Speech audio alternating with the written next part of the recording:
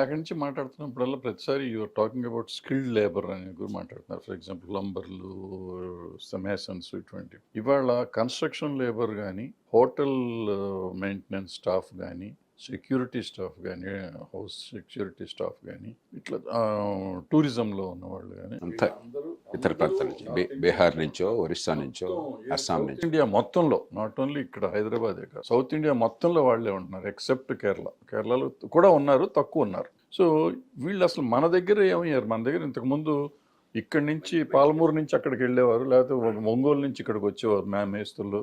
ఇక్కడ మన వాళ్ళు దొరికేవాళ్ళు. ఇప్పుడు మన వాళ్ళు దొరకట్లేదు. మంచి ప్రశ్న. దీనిలో రెండు ఉన్నాయి, ఒకటి పాజిటివ్, ఇంకోటి నెగిటివ్.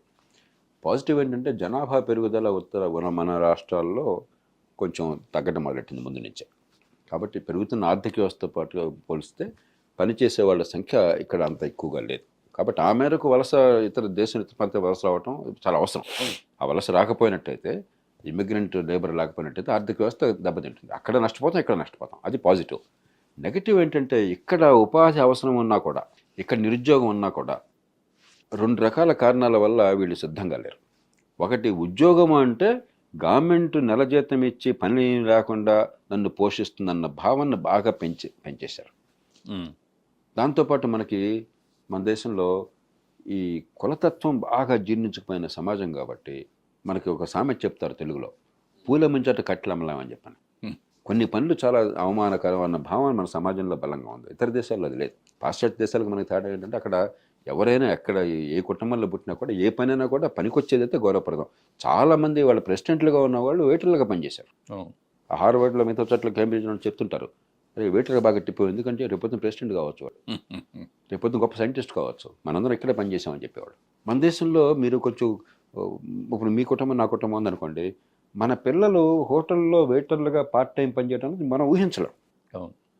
దీంతో ఏంటంటే ఉద్యోగం, ఉపాధి అంటే గవర్నమెంట్ ఉద్యోగము అది తప్ప ఇంకోటి ఉపాధి లేదన్న భావం రావటం ఒకటి.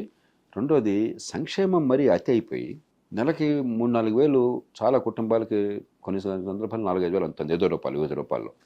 దానివల్ల పెద్ద బతికే అందంగా ఉండదు, కానీ తినడానికి, జీవించడానికి పెద్ద కష్టం కాదు. చావకుండా బతకకుండా మధ్య స్వర్గంలో ఉంచేస్తారు.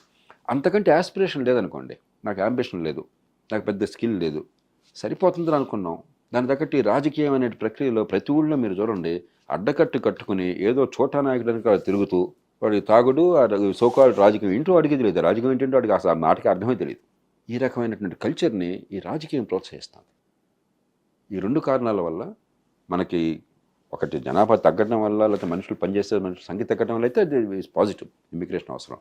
ఇక్కడ మనుషులు ఉపాధి కోసం వెయిట్ చేసే వాళ్ళు ఉన్నా కూడా ఈ పనితో అవమానంగా భావించడమో, ఏదో వస్తుందిగా డబ్బులు సరిపోతుంది అనుకోవటం చాలా ప్రమాదకరం. ఇప్పుడు ఈ పోయినసారి మన కరోనా అప్పుడు చూసాం, కొన్ని లక్షల మంది వెళ్ళిపోవటం. అంటే ఆల్మోస్ట్ సౌత్ ఇండియాలో 1 కోటి మంది వెళ్ళి ఉంటారు నా లెక్కలో. ఇంతమంది వెళ్ళిపోయి ఉంటే ఇప్పుడు మాట్లాడితే ఓట్లు, దొంగ ఓట్లు అయ్యి అంటున్నాం. ఈవెన్ తెలంగాణలో కూడా ఆంధ్రాలో ఓట్లు ఉన్నాయి, ఆంధ్రాలో వాళ్ళకి తెలంగాణలో ఓట్లు ఉన్నాయి. ఇవన్నీ ఈ దొంగ ఓట్ల కిందే వస్తాయి ఒక రకంగా చెప్పాలంటే. మనకి ఎందుకు ఆధార్ కార్డుకి లింక్ చేయట్లేదు? ఆధార్ కార్డు ఇప్పుడు అందరికీ ఉంటుంది కదా, చాలా వాటికి. ఇప్పుడు మనం ఎక్కడికి వెళ్ళినా ఆధార్ కార్డు అడుగుతున్నారు.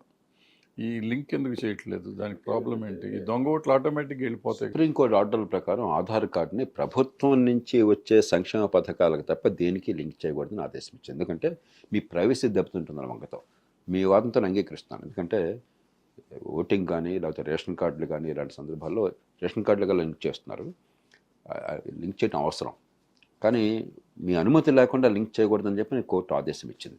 కానీ ఒకటి, ఓటర్ల జాబితా చాలా మేర ప్రక్షాళన జరిగింది. పూర్వం అన్నట్టుగా లేదు. ఇప్పుడు గొడవ చేస్తూ ఉన్నారు రోజు. అంటే ఏమవుతుందంటే నగర ప్రాంతాల్లో కొంచెం ఇంకా ఇబ్బందులు ఉంటాయి. కానీ లోక్సత్తానే గతంలో దేశవ్యాప్తంగా చాలా చోట్ల మొత్తం నియోజకవర్గం మొత్తంలో సర్వేలు చేశాం.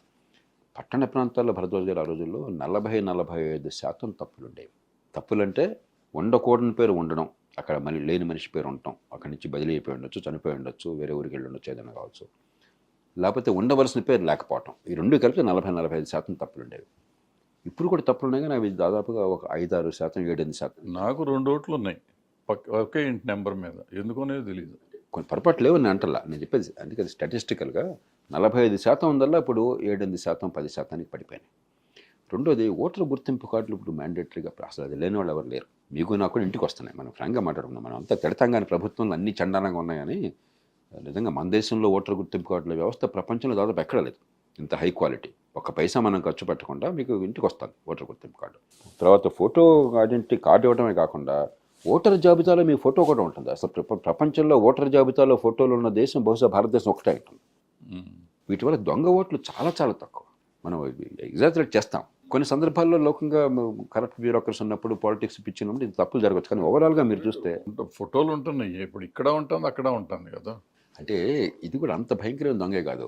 అక్కడ గ్రామాల నుంచి పట్టణాలకు తరలి వచ్చిన వాళ్ళు అక్కడ ఓటు కొందడం క్లీనప్ చేయాలి. కానీ మీరు అనుకున్నంత భయంకరంగా ఏం లేదు. భయంకరం నేను అంటలా, జనం ఇప్పుడు మాట్లాడుతున్నారు కాబట్టి. ఎలక్షన్ చాలామంది ఎలక్షన్ రాగానే ఇప్పుడు చూడండి, రేపు పొద్దున ఎలక్షన్ వస్తే కొన్ని 10,000 మంది, బహుశా లక్షల మంది ఆంధ్ర ప్రాంతానికి పోయి ఓటేస్తారు. ఇంకా అక్కడి నుంచి ఇక్కడికి పని చేస్తున్నారు.